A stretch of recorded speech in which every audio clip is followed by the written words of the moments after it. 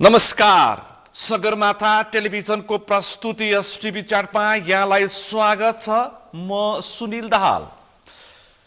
नयाँ परिवेशमा नयाँ सरकार बनेको छ। राष्ट्रिय स्वतन्त्र पार्टीका वरिष्ठ नेता बालेन शाहको नेतृत्वमा सरकार गठन भएको छ। सरकारले आफ्नो एक्सन प्रारम्भ गरेको छ र जुन गतिमा एक्सन प्रारम्भ भएको छ त्यसको परिणाम के आउँछ, मानिसहरूले केही आशंका व्यक्त गरिरहेका छन् भने केही मानिसहरूले एउटा खुसी पनि व्यक्त गरिरहेका छन्।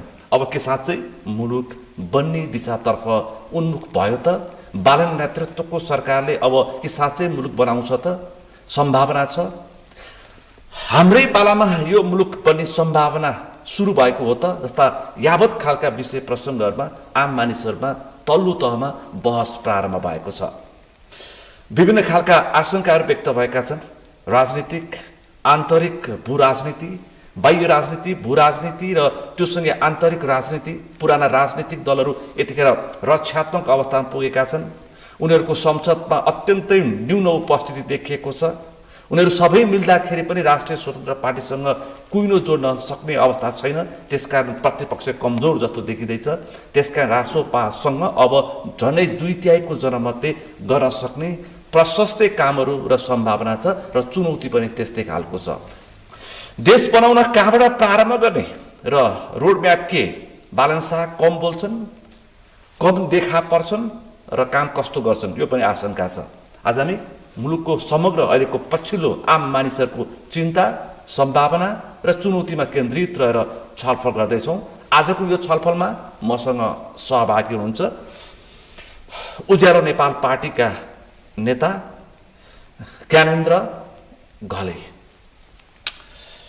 यहाँलाई स्वागत छ। Thank you Sunil. आराम हुन्छ? आरामै छ, अलिअलि पेट दुखेको छ।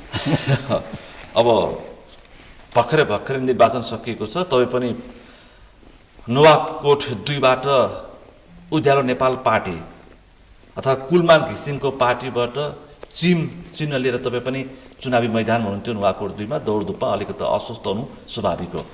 अब म छलफल चाहिँ यहाँबाट प्रारम्भ गर्छु। तपाईँ विश्व स्वास्थ्य सङ्गठनको उच्च पदमा झन्डै 20 वर्ष बढी काम गर्नुभयो।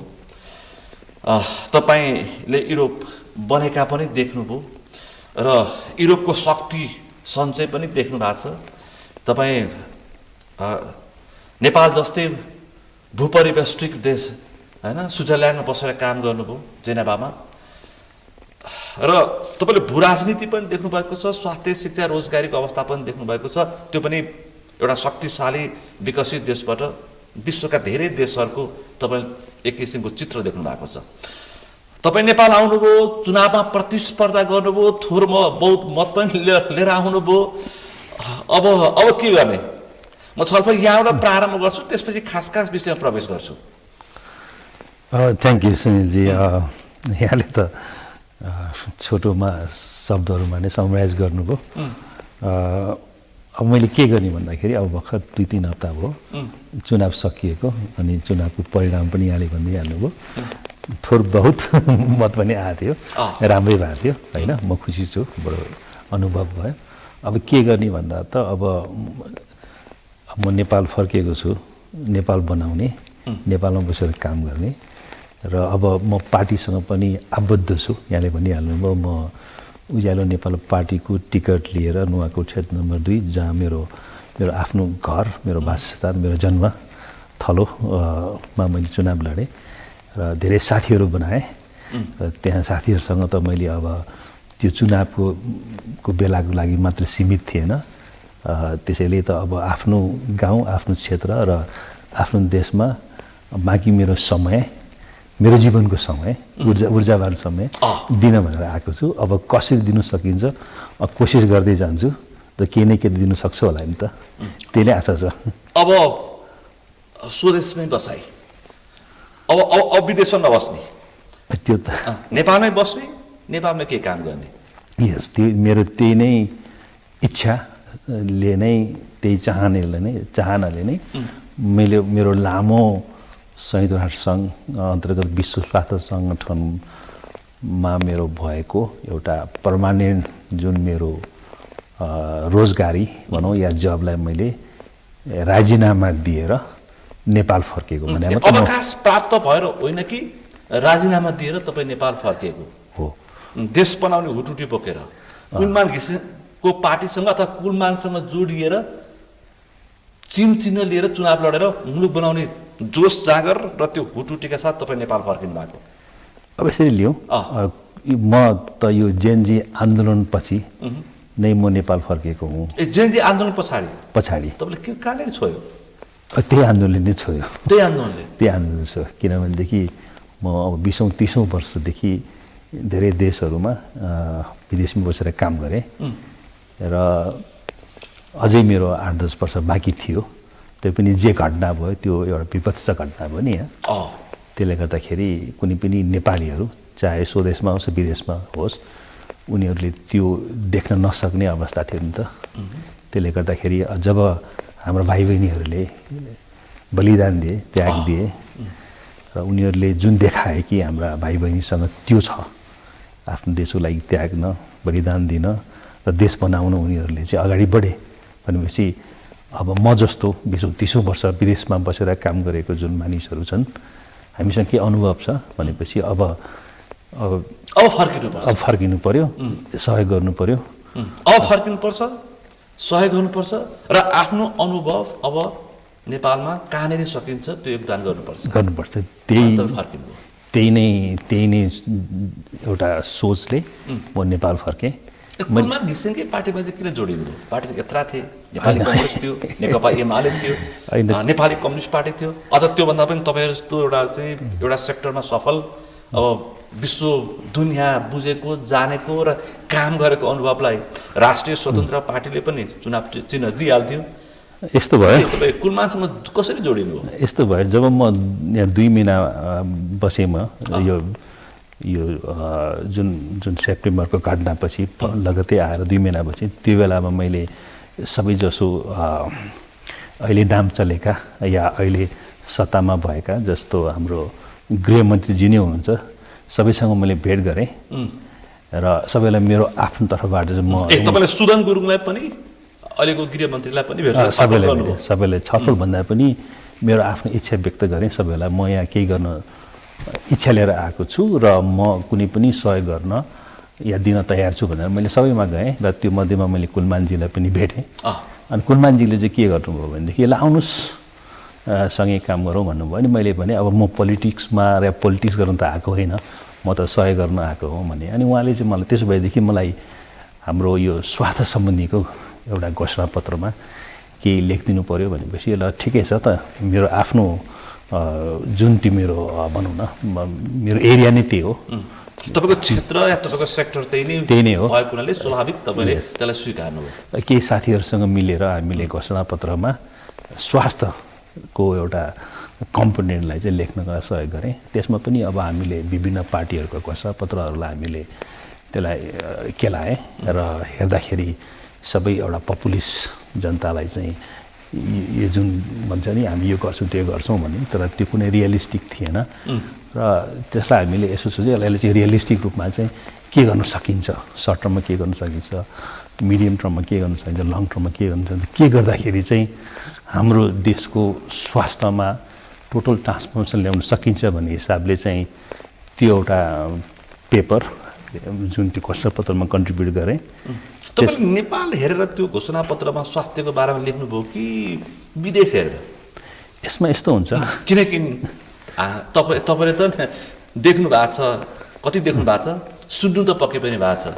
हाम्रो जुम्ला, हुम्ला, बझाङ, अछाम अनि यता मौतरी, सर्लाही, सप्तरी, धनुषा, सिराहा, उता ताप्लेजुङ, पाथर, इलामको स्वास्थ्य अवस्था, त्यो त्यहाँको वास्तविक त्यहाँको जनताको त्यहाँ खास अवस्था देखेर बुझेर सुनेर लेख्नुभयो कि तपाईँले आफ्नो अनुभव लेख्नुभयो? पहिलो त म यहीँकै मान्छे हुँ, मैले नेपालमै काम गरिरहेको छु। तर 20औं वर्ष तपाईँ बाहिर हुनुहुन्थ्यो। 20औं वर्ष बाहिर भए पनि के हुन्छ भनेदेखि अब कुनै इन्टरनेसनल अर्गनाइजेसनमा काम गर्ने र विश्व स्वास्थ्य सङ्गठनमा त्यो पनि सुशासन सम्बन्धी काम गर्नेमा अलिक फरक छ। मैले जुन काम गरेँ त्यो जुन काम गर्ने र जुन मैले काम गर्नको लागि मैले मेरो तर्फबाट जुन किसिमको सहयोग हुनु पर्थ्यो भएको थियो त्यो कुराहरू चाहिँ देशबाट नै आउँछ। देश भन्दाखेरि विश्व स्वास्थ्य सङ्गठनको एउटा वर्ल्ड हेल्थ एसेम्ब्ली भन्ने हुन्छ, त्यहाँ चाहिँ जति पनि प्रस्तावहरू कुनै पनि ग्लोबल जुन विश्वको जति पनि इस्युजहरू हुन्छ नि स्वास्थ्य सम्बन्धी इस्युजहरू चाहिँ देशहरूले नै त्यो इस्युजहरूलाई चाहिँ एउटा प्रस्तावको रूपमा लिएर जान्छन् अनि त्यसबिचमा छलफलहरू हुन्छ अनि त्यसमा एग्रिमेन्ट भएपछि चाहिँ एउटा सहमति भएपछि चाहिँ अनि वर्ल्ड हेल्थ एसेम्ब्लीमा गइसकेपछि त्यसमा चाहिँ त्यसलाई चाहिँ एडप्ट भने त्यसलाई स्वीकृति गर्ने या नगर्ने भन्ने हुन्छ होइन। त्यस कारणले म त्यहाँ बस्दा पनि इस्युजहरू चाहिँ विभिन्न देशमा त्यहाँ भइरहेको इस्युजहरूलाई नै लिएर काम गर्ने हो। त्यसले गर्दाखेरि त्यहाँ बसेर काम गर्दाखेरि म चाहिँ पर छैन कि कन्ट्रीको या देशको यहाँले भन्नुभयो देशको खास अवस्थाबाट तपाईँ पर छैन। यहाँको खास अवस्था, यहाँको खास चित्रण, यहाँको खास नागरिकको अवस्था तपाईँलाई तपाईँलाई चाहिँ यहाँको अवस्था तपाईँलाई थाहा छ। या नेपाल लगायत नेपाल जस्तो देश चाहे त्यो भनौँ न विकासोन्मुख देश, अन्डर डेभलपिङ या डेभलप कन्ट्री, त्यो सबैलाई किनभने त्यो जुन प्रस्तावहरूमा चाहिँ जुन हामी चाहिँ छलफलमा जान्छौँ त्यसमा सबै कुराहरू आइहाल्छ भनेपछि त्यहाँ बसेर पनि म चाहिँ सबै इस्युजहरूसँग चाहिँ टोटली अपडेट नै थिएँ र प्लस यहाँले भन्नुभयो अब नेपालमा चाहिँ जुन त्यो प्रस्ताव बनाउँदा जुन घोषणापत्र जुन स्वास्थ्य सम्बन्धी बनाउँदाखेरि पनि हामीले अरू सबै पार्टीको पनि हेऱ्यौँ, नेसनल हेल्थ पोलिसी स्ट्राटेजी, देशको चाहिँ स्वास्थ्य स्थिति के छ, सबैलाई नेपालको क्यापेसिटी के छ, हेल्थ फाइनेन्सिङ कस्तो भइरहेछ, नेपालले जुन यो प्रतिबद्धता गरेको थियो युनिभर्सल हेल्थ कभरेजको लागि एसडिजीमा जुन कमिटमेन्टहरू सबै कुरा मिलाएर सरसरी हेर्दाखेरि चाहिँ नेपालको अवस्थामा चाहिँ के गर्न सकिन्छ र घोषणापत्रमा के आउनुपर्छ। घोषणापत्र भन्ने चाहिँ एउटा पोलिटिकल कमिटमेन्ट हो होइन, एउटा राजनैतिक प्रतिबद्धता पत्र हो होइन। अब त्यसमा त त्यो राजनीतिक पार्टी या जुन पार्टीले उनीहरूले यदि आफू सरकारको गएको खण्डमा आफ्नो कमिटमेन्टहरू चाहिँ आफ्नो सरकारबाट चाहिँ कसरी नेसनल हेल्थ पोलिसी स्ट्राटेजीमा चाहिँ त्यसलाई चाहिँ इन्कर्पोरेट गर्ने भन्ने हुन्छ। त्यसै नै मध्यनजर राखेर त्यो बनाएँ, जोडिएँ। त्यसपछि म त्यो बेला बिदा भन्दा पनि म वर्क फ्रम होम जसरी आएको थिएँ होइन, र मेरो आफ्नो काम गर्थेँ, म फर्केँ। त्यसपछि जुन यो उज्यालो नेपाल पार्टी र राष्ट्रिय स्वतन्त्र पार्टीको बिचको यो मर्जिङको कुरा भयो अनि एकताको चर्चा, अनि फेरि फुडको चर्चा, फेरि फुड, त्यो एउटा प्रोसेस भएको थियो। म त फर्केका थिएँ अनि पछि त्यो जुन एकता भङ्ग भएछ अनि यो अर्ली जस्ट अबाउट 10-12 दिन अगाडि कुरा हो नि त, यो चुनावको जुन त्यो मनोनयन दर्ता गर्नुभन्दा अगाडि। त्यसपछि म चाहिँ सम्पर्कमै थिएँ कुलमान घिसिङज्यूहरूसँग र उहाँले मलाई भन्नुभयो तपाईँ आइदिनु पऱ्यो भनेपछि मैले भने अब देशलाई सहयोग गर्ने मेरो इच्छा थियो होइन। अनि मलाई के लाग्थ्यो भनेदेखि अब म कोसँग आबद्ध हुने त, म चाहिँ चुनावको लागि चाहिँ टिकट लिएर जित्नको लागि म जोसुकै पार्टीको पनि टिकट लिने कि या म आफू जस्तै जसले चाहिँ अलि इमान्दारिता देखाएको छ, जसले डेलिभरी देखाएको छ, त्यस्तै साथीहरूसँग नै मेरो आफ्नो आबद्ध भएर काम गर्दाखेरि कांग्रेस एमाले माओवादी जस्ता पार्टीहरूमा रुचि गएन। रुचि भन्दा पनि अब नयाँसँगै गरौँ भन्ने इच्छा शक्ति, पुरानो पार्टी त हामीले देखेको हो। अब नयाँ पार्टीमा पनि अब त्यो पार्टीको पनि हामीले धेरै कुराहरू सुनेका छौँ हामीले होइन, बुझेका पनि छौँ। भन्दाखेरि म चाहिँ के चाहन्छु भने म जोसँग काम गर्छु ती साथीहरूमा चाहिँ एउटा इन्टिग्रिटीको, अनेस्टीको डेलिभरी दिन सक्ने त्यस्तै साथीहरूसँग बसेर काम गर्न रुचाउने भएर नै मैले उज्यालो नेपाल पार्टीको टिकटलाई मैले एक्सेप्ट गरेर चुनावमा गएको। उज्यालो नेपाल पार्टी र राष्ट्रिय स्वतन्त्र पार्टी बिचको जुन चुनावी एकता कायम भएको भए तपाईँ सांसद भइसक्नुहुन्थ्यो आज। अब सायद अब त्यो हुन सकेन होइन, म सांसद बन्नु भनेर आएको पनि होइन, तर नीति निर्माण तहमा पुग्न सक्ने एउटा अवस्था रहन्थ्यो जुन तपाईँको उद्देश्य त्यहाँ पुरा हुन्थ्यो। त्यो त पुरा हुन्थ्यो होइन, तर म चाहिँ सायद यदि उज्यालो नेपाल पार्टी र राष्ट्रिय स्वतन्त्र पार्टी बिचमा मर्जिङ भएर चाहिँ त्यो अवस्थामा मलाई टिकटको लागि अफर आयो भने म सायद त्यो म एक्सपेक्ट गर्दिनँ थिएँ होला, किनभने मेरो आफ्नो इन्टिग्रिटी चाहिँ एकचोटि आफूले नै हेर्नुपर्ने हुन्छ, केलाएर हेर्नुपर्ने हुन्छ कि म कोसँग जाने, मतलब टिकट लिएर म चुनावमै उठेर अब सांसदै बनेर के बन्ने भन्ने कुराहरू चाहिँ मेरो त्यस्तो थिएन। तर तपाईँको एउटा इच्छा शक्ति यो देश बनोस् र बनाउनुपर्छ भनेर आउनुभयो, तपाईँ बन्छ यो मुलुक।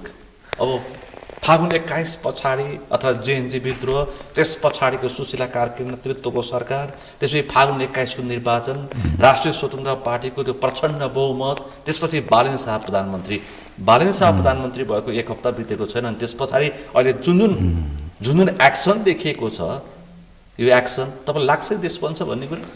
पहिलो त अब हामी सबै हामी धेरै आशावादी छौँ होइन, होपफुल छौँ र हामीले देखाएको छौँ देशहरू त्यहाँ इच्छा शक्ति भयो र गर्न सक्ने मान्छेले गरे भने त देश पक्कै बन्छ। किनभने म 91 मा जापान गएको थिएँ, 91 आजभन्दा धेरै वर्ष अगाडि 91 मा जापान पुग्नुभएको थियो। जापान पुगेको थिएँ र त्यहाँ मलाई मेरो जुन साथीले जसको इन्भिटेसन म गएको थिएँ उहाँले भन्नुभयो कि यो केही पनि थिएन यहाँ होइन, यो 1945 को विश्वयुद्ध पछिको केही पनि थिएन। उनीहरूले 1964 मा उनीहरूले ओलम्पिक गेम गर्यो होइन त होइन। अब हामीलाई थाहा छ कि ओलम्पिक गेम गर्नको लागि चाहिँ समयमा त्यसलाई चाहिँ आवेदन दिनु पर्यो, कम्पिटिसन गर्नु पर्यो अरू देशहरूसँग, भनेपछि स्ट्रक्चर बन्नु पर्यो। उनीहरूले 10 वर्ष उनीहरूले बनाइसकेका थिए। 10 वर्ष उनीहरूले चाहिँ आफूलाई एउटा पोजिसन ल्याएको थियो कि हामी अब ओलम्पिक गेम गर्न सक्छौँ होइन। भनेपछि हामीले देखाएको छौँ, चाइना पनि देख्यौँ हामीले, हाम्रै आफ्नो यो जीवनमा यो लास्ट 15-20 वर्ष 20-30 वर्षमा कसरी जापान बन्यो, कोरियाको पनि कसरी बन्यो, साउथ कोरिया। म जापान जाने बेलामा एउटा कोरियाको चिप सामानहरू चाहिँ स्ट्रिटमा बेच्ने गर्थ्यो। हामीलाई हेर्दाखेरि पनि यो अति नै यो जसरी हामीले पहिला जुन इन्डियन गुड्सहरूलाई हामीले हेर्ने हाम्रो तरिका थियो, त्यस्तै कोरियन गुड्सलाई हेर्ने तरिका पनि त्यस्तै थियो। अब यो हामीले धेरै देशहरू देखाएको छ कि इच्छा शक्ति र यदि लिडरसिपमा चाहिँ त्यो किसिमको अब भनौँ एउटा इन्टिग्रिटी र कमिटमेन्ट र एउटा डेलिभरी दिन सक्ने। तपाईँले यो विश्व स्वास्थ्य सङ्गठनमा 20औं वर्ष काम गरिरहँदाखेरि तपाईँ त्यहाँ काम गर्दा गर्दै बनेका देशहरू कति छन्? तपाईँ त्यहाँ काम गर्दा गर्दै तपाईँ देख्दा अब धेरै विश्वका धेरै ठाउँमा पुग्नु पनि भएको छ होइन, त्यहाँ पुग्दै बनेका देशहरू पुग्दा अब विश्व स्वास्थ्य सङ्गठनमा चाहिँ मेरो लास्ट 8 वर्ष मात्रै म यसको मुख्यालय जेनेभामा थिएँ होइन। अब स्विजरल्यान्ड त बनिसकेको थियो होइन, भने मतलब अहिले स्विजरल्यान्डको जुन इन्फ्रास्ट्रक्चरहरू छन् यो 100 वर्ष अगाडि पनि त्यही नै थियो। त्यसमा अलिकति उनीहरूले चाहिँ अहिलेको जो नयाँ टेक्नोलोजीहरूलाई मात्रै उनीहरूले युज गरे मात्रै हो। त्यसले गर्दाखेरि युरोपको विकासभन्दा पनि यो तपाईँले त्यहाँ बसेर विश्वका ती गरिब देशहरू बस्दै देखेको? अब मैले बस्दा देखायो भने चाहिँ अब भनौँ मैले भनिहालेँ यहाँलाई कि अब यतापट्टि आयो अब अर्ली 90s तिर म पहिलाचोटि थाइल्यान्ड गएको थिएँ। त्यो अवस्था त्यतिखेर टोटल ट्रान्सफर्मेसन हाम्रो अगाडि नै भयो होइन। त्यस्तै म 6 वर्ष जति इन्डोनेसियामा बसेँ होइन। इन्डोनेसियामा पनि त्यस्तै किसिमको एउटा पोलिटिकल ट्रान्सफर्मेसन भएको थियो र अहिले इन्डोनेसिया चाहिँ एउटा टप 10 इकोनोमीमा एउटा आफ्नो एउटा पोजिसन स्ट्याब्लिस गर्यो होइन हाम्रै अगाडि होइन। म इन्डियामा देख्दै बनेको देश इन्डोनेसिया जस्तो अब म पनि मेरो जुन यो 20औं वर्ष जुन वर्ल्ड हेल्थ अर्गनाइजेसनमा काम गर्दाखेरि मैले मेरो 5 वर्ष मेरो समय चाहिँ इन्डियाको यो पोलियो इराडिकेसनमा चाहिँ काम गर्दाखेरि मैले इन्डिया पनि धेरै ठाउँ चारेँ। सायद थोरै मात्र इन्डियनहरू होला, उनीहरूले आफ्नो देशमा त्यति घुमेको छ, तर मैले त्यति घुमेर इन्डियालाई त्यति निहालेर हेर्ने कोसिस गरेँ। र भनौँ अब नेपाल र इन्डियाको बिचमा चाहिँ 216वटा पोइन्टहरू छन् जहाँबाट चाहिँ मान्छे आउजाउ गर्छन्। त्यो सबै मैले केलाएर हेरेँ देखेँ होइन। र अहिले जुन इन्डियाको अवस्था के छ यो आफ्नै आँखा अगाडि नै त्यो ट्रान्सफर्मेसन भएको देखाएको छौँ। धेरै देश देखाएको छौँ, तर देश बिग्रिया पनि देखाएको छौँ हामीले होइन। किनभने काम गर्दा गर्दै देश बिग्रेको पनि देखाएको छौँ, बिग्रिया देखाएको छौँ।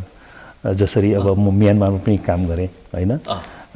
पहिला अर्ली 2000 तिरको म्यानमार र बिचको जुन त्यो आङ सान सू ची आउनु भएको बेलामा एउटा पिरियडमा कुनै किसिमको एउटा विकासको लहर छाएको थियो, फेरि पुरानै अवस्थामा फर्किएको छ म्यानमार। उही सैनिक शासनमा म बङ्गलादेशमा पनि काम गरेँ 4 वर्ष होइन। त्यो पनि हामीले देख्दा बनेको देश हो, हाम्रो देख्दा बनेको देश हो। र 15 वर्षको जुन त्यो शासन थियो योभन्दा अगाडिको जुन अवामी लीग होइन, र त्यसमा पनि एउटा बङ्गलादेश जुन रूपले चाहिँ एउटा मिडल इन्कम कन्ट्रीमा जुन आफ्नै आँखा अगाडि नै त्यो किसिमको ट्रान्सफर्मेसन देखेकै हो। अहिले फेरि यो जेएनजी आन्दोलनभन्दा अगाडिको जुन किसिमको एउटा घटना भयो त्यसले गर्दा बङ्गलादेशलाई कहाँ पुऱ्यायो, उनीहरू फेरि फर्कने कोसिस गर्दैछन् होइन, फेरि बङ्गलादेश रिभाइभ हुने प्रयास गर्दैछ। त्यस कारणले यसमा चाहिँ धेरै कुराहरू छन् होइन, देखाएका छन्, कन्ट्रीहरू भत्किया पनि देखाएका छन्, कन्ट्रीहरू फेरि फर्किया पनि देखाएको छ, बनेको पनि तपाईँले देख्नु भएको छ, भत्किएको पनि देख्नु भएको छ। त हाम्रो देश बन्नको लागि चाहिँ ठ्याक्कै के चाहिने छ, के इन्डिकेटर, के सूचाङ्क चाहिने रहेछ? सूचाङ्कमा त पहिला त अब देश बनाउनको लागि हामी सबैजना नै यसमा लाग्नुपर्ने हुन्छ। त्यो लाग्नु त सबै अहिले नेपालीहरूलाई, अहिले आम नेपालीलाई देश बनेको हेर्न चाहना छ, अनि आम नेपालीहरूलाई पनि यो देश बनाउने इच्छा शक्तिमा समावेश हुन त्यो पनि चाहना छ नेपालीहरूलाई, आफै पनि सहभागी भएर देश बनाउने त्यो पनि इच्छा शक्ति र चाहना छ नेपालीमा। तर त्यो कसरी सुरु बात गर्ने, किनकि हामी परिवर्तनका लागि मत मागेर राष्ट्रपा त्यहाँ पुगेको छ। अब बदलेको देश, म हाँसेको देश हेर्न चाहन्छु भनेर बालन शाहहरू सत्तामा पुगेका छन्। कहाँबाट सुरु गर्नुपर्ने रहेछ? अब यसमा के छ भने अब हामीले चाहिँ यो चाहिँ पोलिटिक्स या एउटा गभर्नेन्सबाट नै विकास हुन्छ भन्ने किसिमको हाम्रो एउटा सोच छ। त्यो चाहिँ यो कम्प्लिट सोच होइन, किनभने सरकार चाहे त्यो पहिलाको जस्तो एक किसिमको एउटा पार्लियामेन्ट थियो, गभर्नेन्ट थियो, र अहिलेको एउटा टोटल 2/3 मेजोरिटी गभर्मेन्ट छ। गभर्मेन्टले देश बनाउने के देशको एउटा अवस्था, एउटा कन्डिसन इन्भाइरोमेन्ट उसले क्रिएट गरिदिने हो। र त देश बनाउनको लागि त हामी प्रत्येक नागरिकले चाहिँ पहिला त आफूलाई बनाउनु पर्यो, आफू नै विकास हुन्छ भनेर कुर्नु भएन, आफ्नो तर्फबाट नै केही न केही गर्नुपर्ने हुन्छ। भनेपछि नागरिक चाहिँ कुरेर होइन कि कसैले विकास गरिदिएला, कसैले रोड बनाइदिएला, कसैले जब क्रिएट गर्ला भन्दा पनि बरु आफैले नै कसरी हुन्छ शिक्षा सिप लिएर स्वरोजगारतिर जाने। त्यसको लागि त्यसको वातावरण त राज्यले बनाइदिनु पर्छ नि फेरि। त्यस कारण यो दुवै पार्ट नै अब जनताले पनि लाग्नु पर्यो कि यो सरकारमा मात्रै कुरेर देश बन्दैन, हामी पनि लाग्नु पर्यो, हामी पनि त्यसमा चाहिने किसिमको एउटा नलेज या स्किल्सहरू डेभलप गर्नु पर्यो। हामीले पनि कुनै कुरा ट्राई गर्नु पर्यो, कुनै नयाँ मैले भनिहालेँ स्वरोजगारका कुराहरू आइरहेका छन्, र त्यस्तै अब त्यो किसिमको वातावरण बनाउनलाई चाहिँ त्यस्तै किसिमको सरकार अहिले पावरमा पुगेको छ, उनीहरूलाई पनि घचघचाइरहनु पर्यो। र दुवै पार्टी जुन छ जनता र सरकारको बिचमा चाहिँ समन्वय भयो नि देश बन्छ। कस्तो अहिले यो हाम्रो देश नबन्नुको कारण चाहिँ एउटा नेतृत्व र नीति भनिरहेछ। एउटा नेतृत्व भनेको नेता, नीति भनेको काम। यो दुईटै नहुँदाखेरि यो दुवैमा यो मुलुक असफल हुँदाखेरि यो देश बर्बाद भएको भनेर आम मान्छेहरूको र बुझेको मान्छेहरूको त्यो खालको विश्लेषण छ। नीति पहिला कि नेतृत्व पहिलो त के छ भने हामीले सुनेको थियो कि हामीसँग चाहिँ संसारको उत्कृष्ट संविधान थियो अरे, छ अरे होइन, 72 को संविधान भन्थ्यो, हामीले सुनेको थियो होइन। त्यो पनि हामीले दुधै पटकको अझ भन्दाखेरि 10 वर्षको माओवादीको द्वन्द्व, मधेसको द्वन्द्व, अनि दुधै पटकको संविधान सभाको निर्वाचन पछि बनेको 72 सालको समाजवाद उन्मुख संविधान अनि हाम्रो उत्कृष्ट संविधान हामीले गौरव गर्थ्यौँ होइन। तर के भयो 10 वर्षमा झन्डै कोल्याप्स भयो। त्यसकारणले मैले के भनेदेखि अब अहिले आएर त्यही संविधानमा पनि हामी त्यसलाई संशोधन कुरा गरिरहेका छौँ, किनभने कुनै पनि कुरा स्ट्याटिक हुँदैन, इट्स अ लिभिङ डकुमेन्ट हो, समयअनुसार त्यसलाई चाहिँ परिमार्जित गर्दा अगाडि लाग्नुपर्छ होइन। दोस्रो अब नेतृत्वले चाहिँ यो कुराहरू चाहिँ मध्यनजर गरेर चाहिँ समयअनुसार चाहिँ एमेन्डमेन्टहरू गर्नुपर्ने हुन्छ। र अरू कुरा नीति, अब नीति त त्यसलाई चाहिँ जबसम्म हामीले कार्यान्वयनमा ल्याउँदैनौँ नि हामीसँग चाहिँ पहिला हामीले सुनेअनुसार देशमा चाहिँ मुलुकी ऐन थिए अरे, त्यसै त्यो बेला पनि त देश त चलाएको थियो।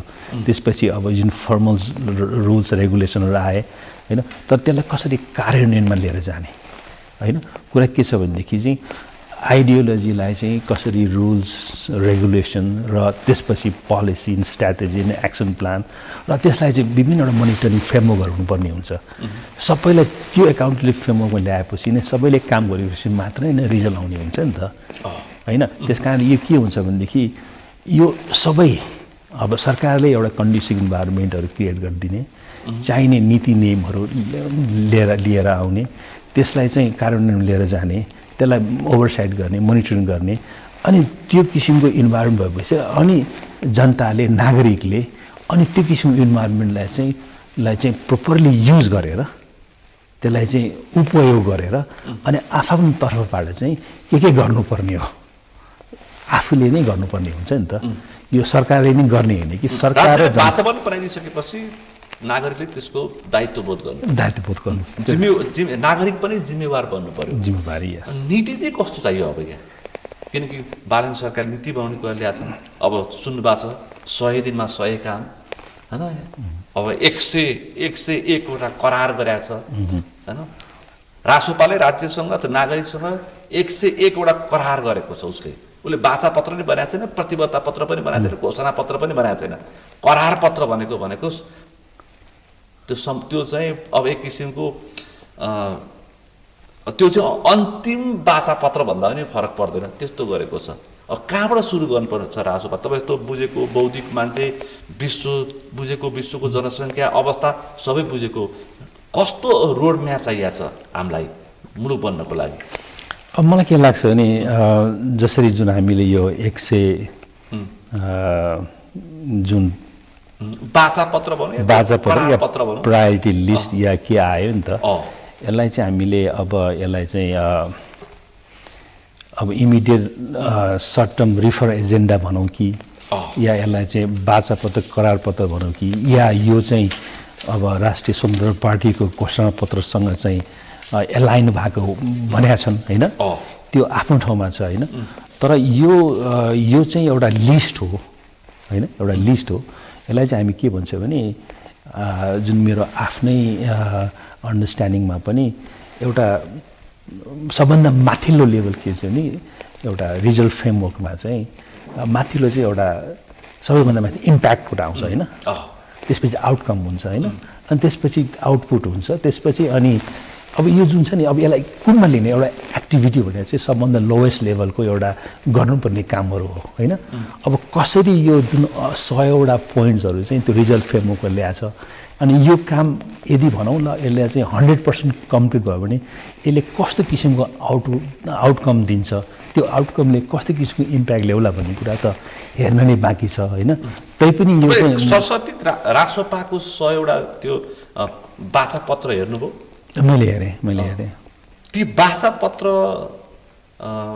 पहिलो कुरा त कार्यान्वयनमा आउन कतिको सम्भावना छ त्यो बाचा पत्र? अनि यसमा चाहिँ अब भनेको छ सुशासनको, पारदर्शिताको, रोजगारीको, शिक्षाको, स्वास्थ्यको, कृषिको, पर्यटनको, पूर्वाधारको सबै विकासका सबै प्राथमिकतालाई जोडेर 100वटा करार पत्र भनेको छ। त्योसँगै उसले रासोपाले भ्रष्टाचार नियन्त्रण, सरकारी सेवामा डिजिटल प्रणालीको विस्तार, युवालाई उद्यमशीलता प्रोत्साहन, स्थानीय उत्पादनको बजारीकरण, विशेष कर्णाली पूर्वाधार विकास लगायतका धेरै विषयमा उसले चाहिँ जोड दिएको छ भने अर्थतन्त्र र मध्यम वर्गीय विस्तारमा उसले पार्टीको भनेको छ कि औसत वार्षिक प्रति व्यक्ति आय $3000 नगाउने उसले त्यो खालको प्रतिबद्धता व्यक्त गरेको छ। 2 लाख रोजगारी सिर्जना गर्ने भनेको छ। उसले पूर्वाधार र कनेक्टिभिटीमा ठुलो फड्को मार्ने घोषणा गरेको छ। प्रतिस्पर्धी अर्थतन्त्रका लागि 15000 मेगावाट बिजुलीको क्षमताको विकास गर्ने र त्यो खालको चाहिँ 30000 किलोमिटर राष्ट्रिय राजमार्ग बनाउने र प्रवासी नेपाललाई अनलाइनको मताधिकार दिने सम्मको उसले आफ्नो त्यो करार पत्रमा लिपिबद्ध गरेको छ। सकिन्छ गर्न? नसकिने होइन, किनभने यो 2 तिहाईको सरकार छ र उनीहरूसँग चाहिँ अब विदाउट एनी अपोजिसन उनीहरूले आफ्नो निर्णयहरू चाहिँ संसदबाट पारित गर्न सक्छन् र आफ्नै लाइन मिनिस्ट्री मन्त्रालयहरूबाट त्यसलाई इम्प्लिमेन्ट गर्न सक्छन् र उनीहरूसँग सबै कुरा चाहिने वातावरण र चाहिने अधिकार सबै छ उनीहरूसँग रिसोर्सेस सबै कुरा छ होइन नसक्ने होइन तर के छ भनेदेखि यही नै 100 पोइन्ट्स गर्दैमा चाहिँ अब पुरै सुशासनै होला देश समृद्धिले जाला यसले चाहिँ टोटल सामुदायिक न्याय ल्याउला भन्ने तर्फ चाहिँ हेर्नै बाँकी छ यो चाहिँ के छ भने हाम्रा जनतालाई चाहिँ जुन किसिमको एउटा हामीलाई पनि जनता पनि तुरुन्तै के गरेको देख्न चाहन्छन् क्या यस्तो भुटुटिसक्ने नागरिकसँग अझै जुरिक बनियोस् अझै जेनेभा बनोस् अझै जर्मन बनोस् अझै बेल्जियम बनोस् अझै जापान बनोस् अझै कोरिया बनोस्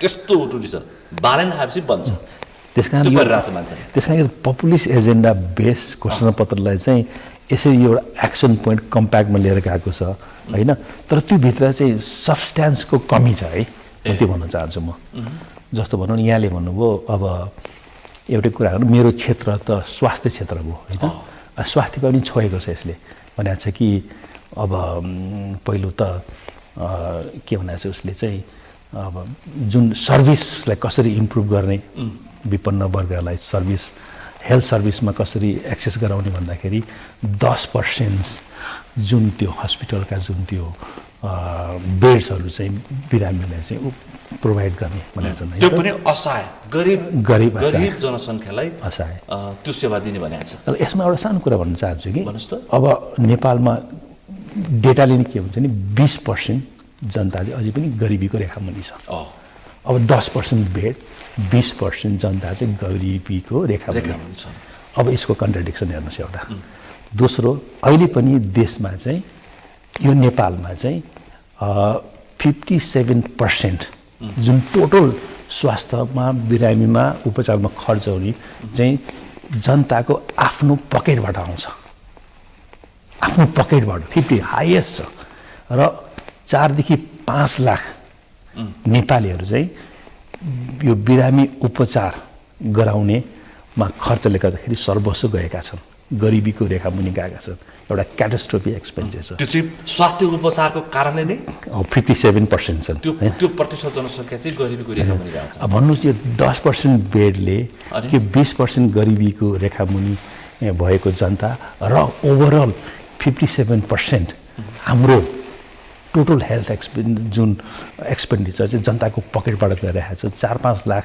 मान्छेहरू चाहिँ गरिबीको रेखामुनि बाध्य भएर गइरहेका छन् यसले कस्तो किसिमको चाहिँ कन्ट्रिब्युट गर्ला इम्प्याक्ट गर्ला तपाईँ आफै सोच्नुहोस् होइन अब दोस्रो कुरा चाहिँ यो के भनेको छ नि यो स्वास्थ्य बिमामा चाहिँ परिमार्जन गर्ने या त्यसलाई चाहिँ भनौँ कुनै इलाबोरेट छैन कसरी गर्ने भन्ने छैन त्यसमा देखिहाल्नुहुन्छ यो देशमा चाहिँ अब स्वास्थ्य बिमालाई चाहिने रकम चाहिँ 28 बिलियन नेपाली रुपियाँ सरकारले जुन बजेटबाट चाहिँ प्रोभाइड गर्ने 10 बिलियन जनताको प्रिमियमबाट आउने 4 बिलियन र टोटल 14 बिलियन छ होइन भनेपछि अब हामीले के गर्छौँ भने स्वास्थ्य बिमालाई पनि यसलाई चाहिँ इम्प्रुभ गर्नलाई त्यहाँ त अन्डर इन्भेस्टमेन्ट छ अब जुन बिमाको जुन रूपले चाहिँ बिमाको रकमहरू उठिरहेका छन् जति जुन रूपले चाहिँ जुन जनताहरू जुन बिमामा गराएका छन् जनताहरूले पनि अहिले जुन त्यसलाई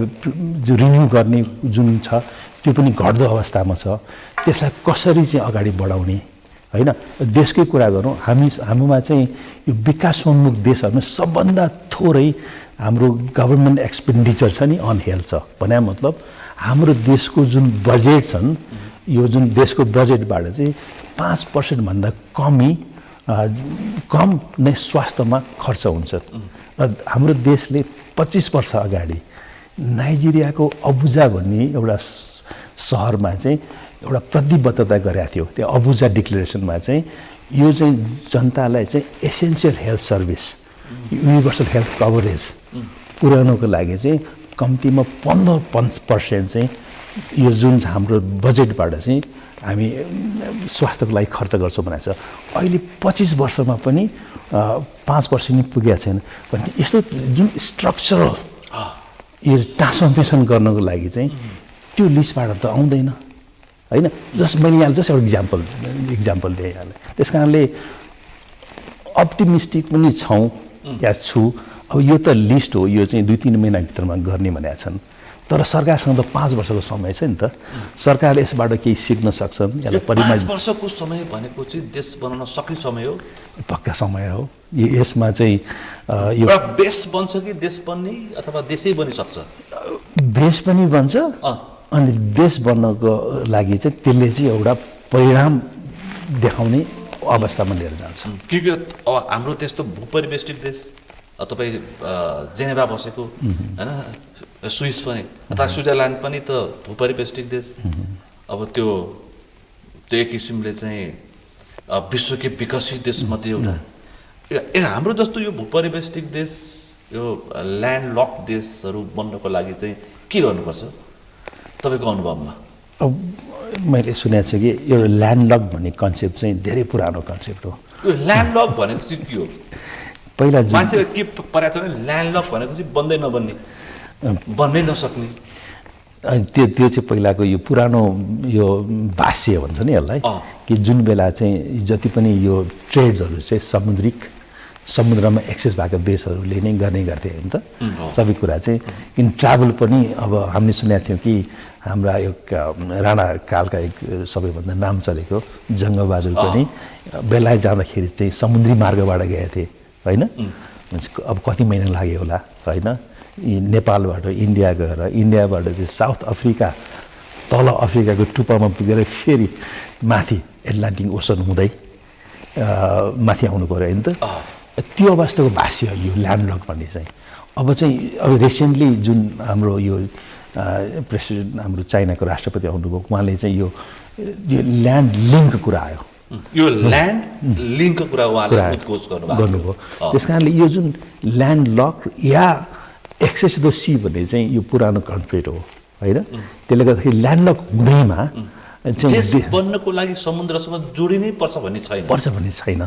हामीसँग आकाश जोडिए पनि पुग्छ। आकाश अब ल्यान्डै लिङ्क भइसकेपछि हामीलाई किन समुद्र चाहियो? भए राम्रो, नभए पनि ठिकै छ। किनभने अहिले जसरी चाहिँ हामीले सुनेका छौँ नि, अब यो जुन फ्रीवे जुन रोड्सहरू बनिरहेछन्, ट्रेन्सहरू बनिरहेछन्, यो अब ठुल्ठुला एसियन हाइवे बनिसकेको। त्यस कारणले चाहिँ मेरो विचारमा हामीसँग त एउटा सलिड 150 झन् 150 स्क्वायर किलोमिटरको एउटा ल्यान्ड मास छ नि। हामीसँग सबै किसिमको जियोग्राफिकल चाहिने तत्त्वहरू छन् होइन त। एउटा जुन तराईमा जुन वातावरण देखेर हिमालमा पाउने वातावरणमा यहाँ जे पनि हुन सक्ने वातावरण छ होइन। त हाम्रो जुन अवस्थालाई नै यसलाई चाहिँ विकनेसेस रूपमा नलिकन यसलाई नै स्ट्रेन्थको रूपमा यसलाई नै हामीले एक्सप्लोर गर्नु सक्नुपर्छ होइन। त्यसले गर्दाखेरि मलाई लाग्छ कि ल्यान्डलक यहाँले भन्नुभयो, म स्विजरल्यान्डमा बसेँ होइन त। स्विजरल्यान्ड पनि एउटा ल्यान्डलक कन्ट्री हो, तर त्यहाँ पनि त्यो उसले चाहिँ अब भनौँ यति सजिलो छ कि एउटा ठाउँबाट अर्को ठाउँमा पुग्नको लागि होइन त। भने त्यहाँ चाहिँ जुन एक्सेस टु होइन त्यो कुनै पनि ठाउँमा चाहिँ इमिडिएट पुग्न सक्छ।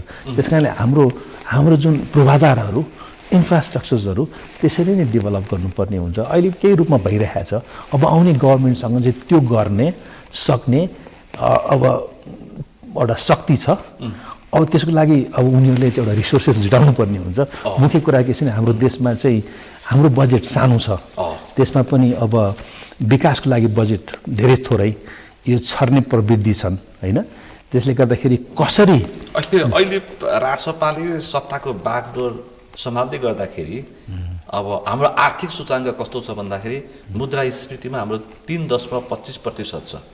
हाम्रो व्यापार घाटा 955 अर्ब छ। हाम्रो व्यापार घाटा, खुद सेवा आय 50 अर्ब, त्यो पनि घाटामा छ। हाम्रो अब प्रिपरेसन अथवा चाहिँ रेमिट्यान्स 1261 अर्ब छ। हाम्रो चालु खाता 493 अर्बले बचतमा छ। हाम्रो शुद्धान्तरण स्थिति 572 अर्बले बचतमा छ। विदेशी विनिमय सञ्चित हाम्रो 3302 अर्ब छ। सरकारको खर्च 801 अर्ब छ। राजस्व परिचालन 665 अर्ब छ। नगद मौजुदा हाम्रो 373 अर्ब छ, निक्षेप हाम्रो 7,697 अर्ब छ भने कर्जा हाम्रो 5,719 अर्ब छ। यो हाम्रो यो ब्यालेन्स अथवा रासोपाले सत्ताको झन्डै 2/3 सत्ताको बागडोर सम्हाल्दाखेरिको अवस्था यो छ। अब के होला यसमा? अब यसमा यहाँले भन्नुभयो हाम्रो राजस्व भन्नुभयो 600 अर्ब समथिङ भन्नुभयो यहाँले होइन। अनि यहाँले भन्नुभयो हाम्रो जति पनि रेमिटेन्स आउँछ अराउन्ड 1200 अर्ब भन्नुभयो होइन। 1261 अर्ब 1261 भयो। यहाँले भन्नु हाम्रो निक्षेप चाहिँ 33 महिना बराबर छ भने होइन, कति अराउन्ड 33 अर्ब 3300 अर्ब भनौँ न होइन। मेरो विचारमा अब हेर्नुहोस् यहाँले, अब पहिलो त हामीसँग त्यत्रो संक्षिप्त रकम छन् 3300 अर्ब होइन। अब हामीले सुनेअनुसार कति 18 महिनाको कतिको जुन यसले इम्पोर्ट धान छ अरे, धान्न सक्छ भनेर हामी त्यो भनिरहेको छौँ। त्यो हाम्रो त्यसलाई सोचाइमा हामी परिवर्तन गर्नुपर्ने हुन्छ भने मतलब यो जुन खालको इन्डिकेट जुन खालको सूचकाङ्क छ यो खराब हो कि ठिकै हो? होइन, यो चाहिँ अब यसको सत्यतामाथि पनि हामीले प्रश्न गर्नुपर्ने हुन्छ। यो राज्यको आधिकारिक हो, यो आधिकारिक हो होइन। तर मैले के भन्नु खोजेँ भनेदेखि चाहिँ यही नै सूचाङ्क, यो नै बेसलाइन डेटा भनौँ न यसलाई होइन। यसलाई मैले के गर्थेँ, मैले कसरी लिनु खोजेँ भनेदेखि त्यहाँ चाहिँ हामीसँग यत्रो ठुलो रिजर्भ छ, त्यो रिजर्भलाई परिचालन गर्न सक्नु पऱ्यो। त्यत्तिकै ब्याङ्कमा नै या राष्ट्र ब्याङ्कमा नै बस्नु भएन। त्यसलाई चाहिँ यसलाई भन्नुभयो हामीसँग यति पैसा छ, यति अनुसार इम्पोर्ट गर्न सक्छौँ भनेको एउटा माइन्डसेट छ नि। भने हामीसँग चाहिँ त्यसलाई चाहिँ एउटा लिक्विडिटीमा लानु पऱ्यो क्या भन्नु खोजे। यसलाई चाहिँ परिचालन गर्नु पऱ्यो होइन कि हामीसँग यो होल्ड गरेर बसौँ, यो चाहिँ हामी चाहिँ अब इम्पोर्ट गर्नमा खर्च गरौँ होइन। त्यसलाई पनि हामीले परिचालन गर्नु पऱ्यो। अनि दोस्रो यहाँले के भन्नुभयो भने तल चाहिँ हामीसँग चाहिँ जुन त्यो 600 अर्ब बराबरको हाम्रो राजस्व परिचालन हुन्छ, त्यो बेसलाई कसरी एक्सप्यान्ड गर्ने त होइन। सबैलाई चाहिँ अब ट्याक्स ब्र्याकेटमा लिएर आउनु पऱ्यो। अब जुन त्यो यो जुन ट्याक्स जुन छ रेभिन्यू कलेक्सनमा पनि यसलाई पनि परिमार्जित गर्नु पऱ्यो होइन।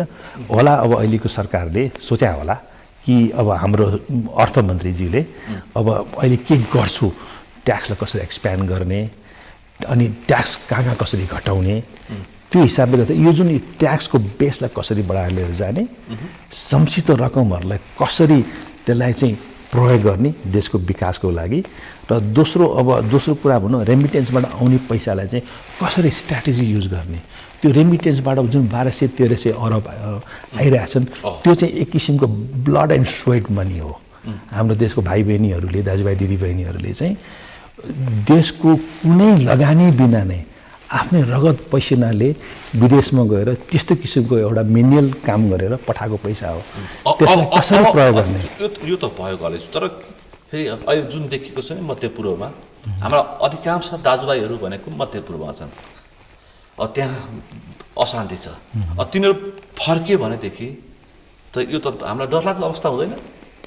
अब दोस्रो अशान्ति सुरु हुन्छ यहाँ दोस्रो अशान्ति सुरु हुन्छ। किनभने अब दुईवटा कुराहरू छ। हामीले जुन त्यो विदेशमा जाने फिगरहरू पनि कसैले भन्छ 15-20 लाख भन्छ, कसैले 30 लाख भन्छ, कसैले 40 लाख भन्छ, कुनै आधिकारिक फिगर छैन। कसैले 65 लाख भन्छ होइन, विभिन्न भनिरहेको छन् होइन। अब हामीले जुन अवस्थामा हाम्रा भाइ बहिनी दाजुभाइ दिदीबहिनीहरू देश छाडेर जान परे, हामीले सोर्स भनौँ न एट सोर्स त्यो जुन त्यो विदेशमा जाने भाइ बहिनीहरू जहाँबाट आउँछ त्यो सोर्समा कसरी त्यसलाई चाहिँ कम गर्ने भन्ने किसिमको हाम्रो स्ट्राटेजीहरू छैनन्। त्यो स्ट्राटेजी ब्यालेन्स सरकारले ल्याउनु पर्यो भन्दाखेरि अब विज्ञ नै हुनुहुन्छ अर्थमन्त्री सायद आउला भर्खर त 7-8 दिन भयो सरकार बनेको, सरकार एउटा एक्सनमा दौडिरहेछ होइन। 2-4 जना पुराना राजनीतिक दलका नेतालाई उसले जेल पनि लगिसकेका छ। अब त्यो यो एउटा भयो भने अब भने सुशासनको पाटोमा चाहिँ कसरी हामी सुशासनको पाटोमा कसरी बोल्न सक्छौँ यो? किनकि तपाईँ जसरी नेपाल फर्किनु पनि जेएनजी भाइ बहिनीको तीव्र इच्छा शक्ति भनेको यो देशमा भ्रष्टाचारीहरूलाई सिधा भाषा भन्दाखेरि पाता कस्ने, सुशासन कायम गर्ने अनि मुलुक बनाउने हो, अनि समृद्ध मुलुक बनाउने हो। यो सुशासनमा चाहिँ कसरी काम गर्न सकिन्छ? त्यस कारणले यहाँले भन्नुभयो भने जब हामीले जुन माइग्रेन्ट लेबरहरू जाने सोर्समा नै हामीले रोक्ने काम अहिलेसम्म गरेका छैनौँ र तिनीहरू फर्केर आएपछि चाहिँ तिनीहरूलाई कसरी म्यानेज गर्ने, कसरी ह्यान्डल गर्ने, त्यहाँ पनि सुशासनको कुराहरू आउँछन् हाम्रो सुशासन र सामाजिक जुन त्यो सुशासन चाहिँ भङ्गाउने अवस्थाहरू आउँछन् भनेपछि अब उनीहरूलाई त कसरी रिइन्टिग्रेट गर्ने, कसरी रिह्याबिलिटेट गर्ने र कसरी उनीहरूसँग भएको सिपलाई चाहिँ प्रयोग गर्ने। त्यस कारणले अब अहिलेको गभर्मेन्टले गर्नुपर्ने हुन्छ र गर्ला पनि हामी आशावादी छौँ, किनभने अहिले त भर्खर त केही दिन भयो होइन। तर यहाँले दोस्रो कुरा भन्नुभयो कि अब कुनै स्ट्राटेजिक या इमिडिएट एक्सन मात्रै लिएर चाहिँ त्यसको चाहिँ लङ्गर टर्म इम्प्याक्ट आउँछ भन्ने म चाहिँ लाग्दैन। किनभने प्रतिफल के आउँछ भन्ने हो अथवा के हुन्छ भने मतलब ओके अहिले हामी वाट नेक्स्टमा छौँ। तपाईँले 15-20 जनालाई तपाईँ कारवाही गर्नुहुन्छ होला, 200-400 कर्मचारीहरूको चाहिँ सम्पत्ति छानबिन गर्नुहोला, त्यो त एउटा प्रोसेसको कुरा हो। त्यसले केही हदसम्म त्यसले चाहिँ डिस्करेज या निरुत्साह गर्ला अरूलाई होइन। तर यसलाई लिउँ न, अब भन्न छ नि हामीले जुन इन्डियामा जुन बिजेपी सरकार आयो सुरुमा उनीहरूले भनेको थियो कि उनीहरूले चाहिँ स्विस ब्याङ्कबाट यति धेरै पैसा लिएर आएर अनि इन्डिया बनाउँछौँ, सबैको जनताको खातामा चाहिँ पैसा पठाइदिन्छु भनेको छ होइन। अहिले पनि चर्चा त्यही छ फेरि होइन। अब विश्वभर यहाँबाट चाहिँ जो भ्रष्टाचार गरेर गएको पैसा बाहिरिएको छ त्यो कालो धन ल्याएर देश बनाउने भनेको छ। यहाँभित्र गएको कालो धन र बाहिर गएको कालो धनले नै मुलुक बन्छ भनेर मान्छेलाई त्यो विश्वास। त्यस कारणले हामीले देखिहाल्यो पछि मोदीलाई के भयो, उसले केही पनि ल्याउनु सकेन होइन। अब उसले 100 र 1000 को नोटै नोटबन्दी नै गर्यो। नेपालमा पनि त्यो खालको चर्चा छ। त्यस कारण मैले भनौँ न यसरी ओके भ्रष्टाचार कम गराउन सकिन्छ, त्यसको लागि वातावरण के गर्नु पर्यो। अहिले जुन 100 जुन लिस्टमा आएका केही कुराहरूले चाहिँ केही हदसम्म त्यसलाई न्यूनीकरण गर्ला होइन। तर यो जुन एक्सन र रियाक्सनबाट चाहिँ सोल्युसनतिर जाँदैन। भनेमा त हामीलाई चाहिँ एउटा चाहिँ सस्टेनेबल सल्युसन चाहियो। तर हामीलाई भ्रष्टाचार फेरि अन्त्य गर्नुपर्नेछ अनि हामीलाई त्यो कालोधन खोजेर मुलुक पनि बनाउनुपर्नेछ। कसरी म चाहिँ के भन्छु भने भ्रष्टाचार चाहिँ अन्त्य भने भ्रष्टाचारलाई न्यूनीकरण गर्न सकिन्छ। न्यूनीकरण किनकि हाम्रो भ्रष्टाचारको मापन नै क्रस भइसकेको छ। यस होइन, त्यसलाई न्यूनीकरण गर्नु त्योबाट आएको पैसाबाट हामीले मुलुक बनाउनु पर्छ। जस्तो म इक्जाम्पल दिन्छु नि, यो चाहिँ मेरो पोलिटिकल इक्जाम्पल होइन। जसरी त्यो घाटामा गएको विद्युत प्राधिकरणलाई चाहिँ कुलमानजीले चाहिँ त्यसलाई नाफामा लिएर जानुभयो, म्यानेज गर्नुभयो होइन। त्यो 18 घन्टाको लोड सेडिङलाई चाहिँ इमिडिएट 3 महिनाभित्रमा जेरोमा ल्याउनु भयो होइन। इच्छा शक्ति र सही व्यक्ति र सही इन्भाइरोमेन्ट दिएको कारणले गर्दाखेरि अब जसरी जुन विद्युतमा भयो अरू धेरै ठाउँमा हुन सक्छन् होइन। तर त्यही जुन विद्युत प्राधिकरणमै जाउँ न, उहाँले नाफामा लिएर जानु सक्नुभयो तर त जुन चुहाबाट त जेरोमा लाउन सक्नु भएन नि, किनभने त्यो लानै सकिँदैन नि। त्यसको भ्रष्टाचार पनि कुरा त्यही हो कि भ्रष्टाचारलाई न्यूनीकरण गर्न सकिन्छ। अहिले समाप्त गर्न सकिँदैन, न्यूनीकरण गर्न सकिन्छ। किन भ्रष्टाचार भनेको चाहिँ धेरै कुरा यसको परिभाषा पनि फरक छ नि। हुन त मृत्युदण्ड दिने देशहरू त भ्रष्टाचार भएको हामी देखिरहेको छौँ। म यसरी लिन्छु अनि भ्रष्टाचार चाहिँ कसै पनि जुन चाहिँ यदि यसले पैसा खायो यति जस्तो भन्नु अहिले जुन त्यो पोखरा विमानस्थलमा यति पैसा खायो भन्ने कुराहरू छ नि। भ्रष्टाचार यसरी लिउँ न, यदि पैसा खाएको भए पनि समयमा एउटा चाहिँ क्वालिटी प्रडक्ट दिएको खण्डमा समयमा त्यो पोखरा इन्टरनेसनल एयरपोर्ट चाहिँ काम सुचारू रूपमा गएको खण्डमा त्यसको भ्रष्टाचार गरेको जुन चाहिँ इम्प्याक्ट चाहिँ कम हुन्थ्यो होला होइन। यहाँ हामीले के हुन्छ नि कोही मान्छे चाहिँ सजन पनि होला। एउटा क्वेसन थियो नि त मलाई एउटा यस्तै अन्तर्वार्तामा मलाई सोधिएको थियो कि हाम्रो प्रधानमन्त्रीले चाहिँ भ्रष्टाचार गर्नुहुन्न होइन। त्यो धेरै राम्रो कुरा हो, हाम्रो प्रधानमन्त्रीले गर्नुहुन्न ल, मलाई पनि विश्वास लाग्छ उहाँले गर्नुहुन्न होइन। हुँदैन। तर अब त्यो भ्रष्टाचार गर्ने हामीसँग त 3 लेभलको गभर्मेन्ट छन् होइन त। माथिल्लो लेभल सेन्ट्रल गभर्मेन्ट, प्रदेश सरकार अनि स्थानीय सरकारहरू छन् होइन। प्रत्येक लेभलमा चाहिँ प्रत्येक व्यक्तिबाट चाहिँ भ्रष्टाचार चाहिँ हुन्न भन्ने हुन्छ हुँदैन भन्नु र कम गर्ने कुराहरूमा चाहिँ हामीले त्यो कुरामा लाग्नुपर्ने, सबैलाई एउटा सुशासनको फ्रेमवर्कभित्र ल्याउनु पर्ने हुन्छ। अब सबै नेतृत्वमा रहेकालाई चिप्स जडान गर्ने कुरा आएन उसको शरीरमा।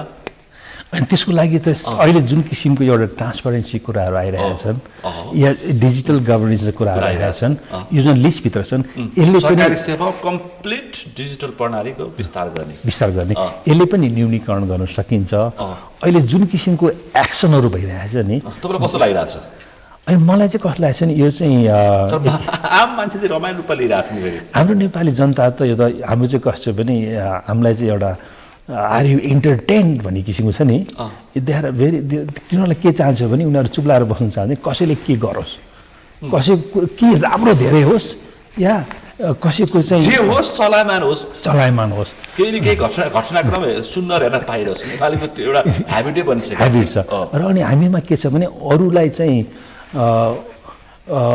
अरूलाई जुन किसिमको मान्छेले जुन एक्सनले गर्दा कसैले सफर गरिरहेछ नि उनीहरूको भन्दा पनि हामीमा चाहिँ एउटा खाइस ल ठिकै हो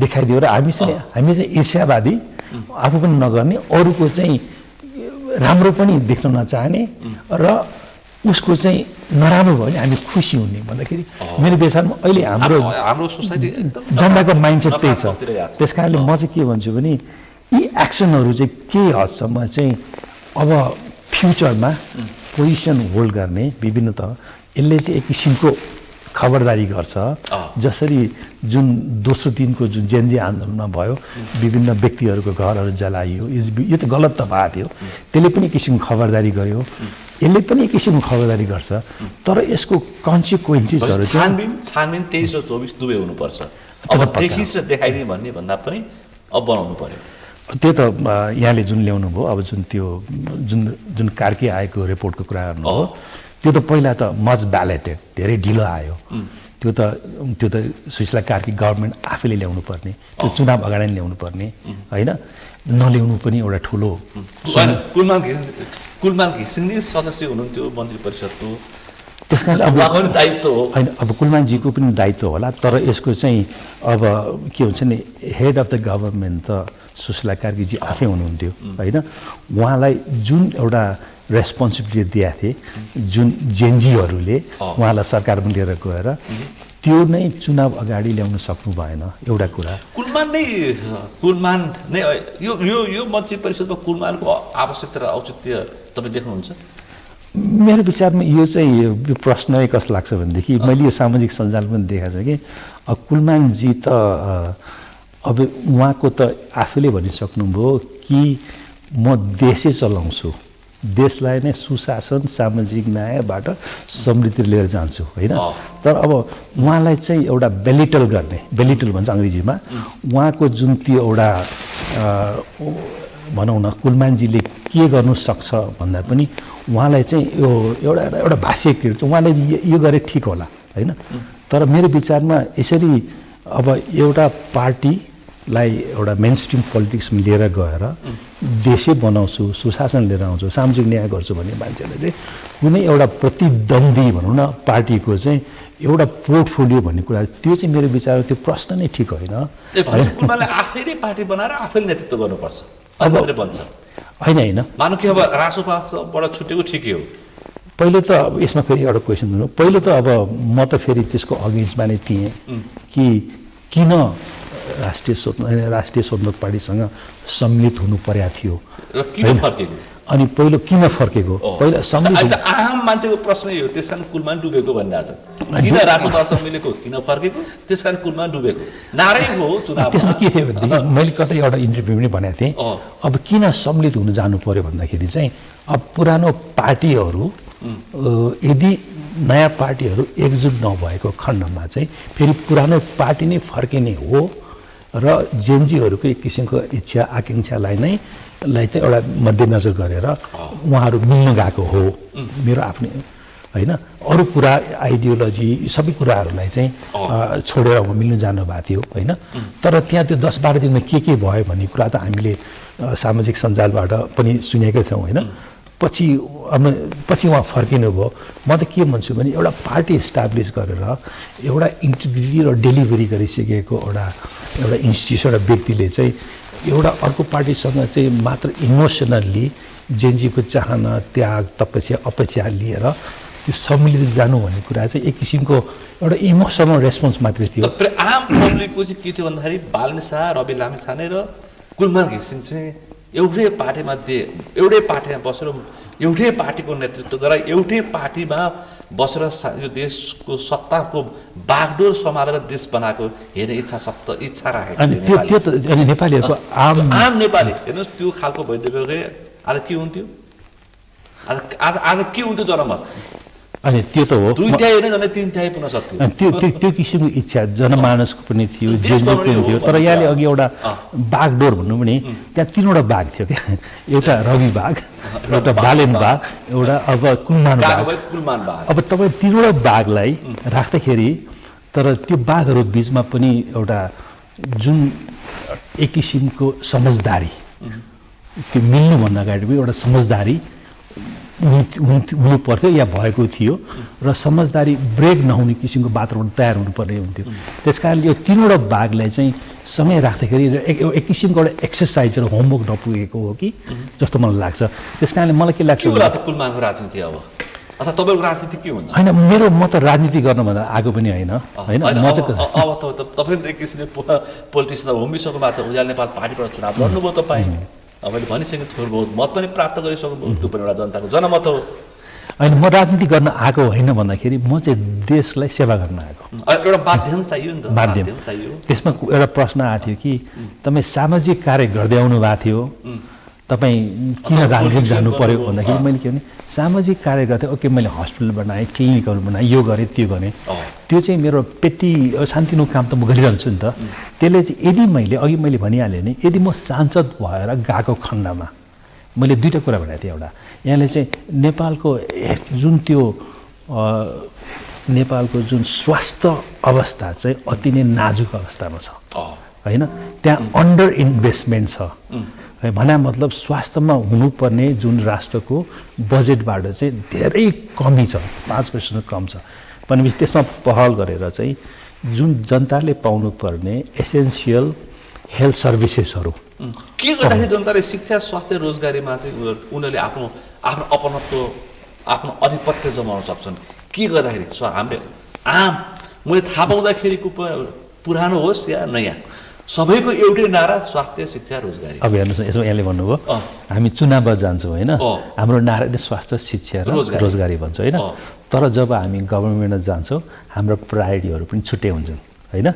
अनि जुन गभर्मेन्टको जुन पोर्टफोलियोहरू डिस्ट्रिब्युट गर्दाखेरि पनि स्वास्थ्य, शिक्षा र रोजगारी चाहिँ अति नै लिस्ट प्रायोरिटी र या त्यसलाई चाहिँ हामी अब त्यो भागभण्डामा पनि अरू जुन ठुल्ठुलो भनौँ न होम चाहियो होला, के अरू के चाहिन्छ भनौँ न, गृह चाहिन्छ, अनि अर्थ चाहिन्छ, अनि भौतिक चाहिन्छ होइन।